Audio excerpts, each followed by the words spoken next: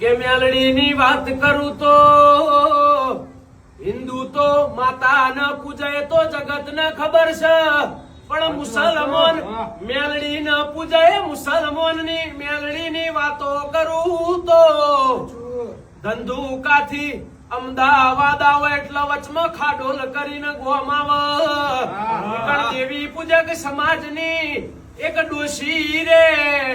એ ડોશી મેલડી ન બહુ મોન, ડોશી ન પડજા નથી થતી એટલે મેલડી ની બાધા રાખી કમા મન પડજા આયાલા તો તારા પારમું રમતો બોકડો મેલે. આ ડોશી ન મેલડી એ પડજા આલી એના કીધા પ્રમાણે બાધા પૂરી કરીને રમતો બુટિયો બોકડો મેલ્યો. એ બોકડાનું નામ જમનિયો પાડ્યું. એ જમનિયો મેલડીનો રમતો મેલ્યો તો એક દાડો એવું બન્યું કે લીંબડી સ્ટેટમાં ઠાકોર સાહેબના તાંબાના હેઠળ બે મુસલમાન જમાદાર હતા.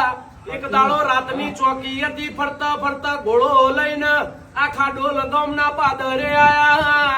આ જમનિયો બોકડો છૂટી જો ન ગોમની પાદરે આયો. આ મુસલમાન ની દોનત બગડીને બોકડો ઉઠાઈને લઈ ગયા ને 6-7 ભેગા થઈને બોકડા ને વધેરીને રોધીને ખાઈ ગયા. આ બાજુ હવારપોર નો દાડો ઉજો, હવારપોર નો દાડો ઉજો.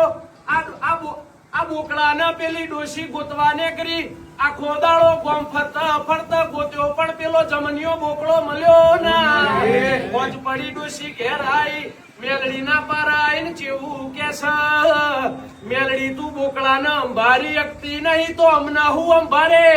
તારો જમનિયો બોકડો પાછો લાઈને નકાજ થી તારું પૈણાયું ઊંધું કરી નાખું. તારા દીવાની દિવેટ કોઈ દાડો કરે નહીં, હું અન્ન જળનું ત્યાગ કરે તારા મંદિરમાં તાળા મારે.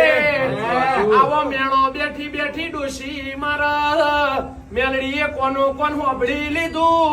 પેલા હાથ મુસલમાનો રાત પડીને ઉલટીઓ કરવા મોડ્યા, લોહીની ઉલટીઓ થી હવારપોર નો દાડો ઉગ્યો ને આડોડતા આડોડતા ખાડોલ ગામમાં આયા.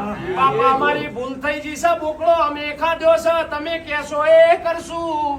આ ડોશીને મેલડી ધૂળવાઈ એટલે મેલડી જેવું બોલી, તમે મારી જો બોકડો વધેર્યો તો ઈ દેડી કરજો, અને હાથે જણા તમે વરમાં હાથ વાર તાવો કરજો ને. સંધાણની મેલડી મારી ઈ મુસલમાન ના ઘેર બેઠી છે. આજે ખાડોલ ગામના શ્યામાળ મેલડી ના મુસલમાન પરિવાર કરતાવો કરે છે મારી મેલડી.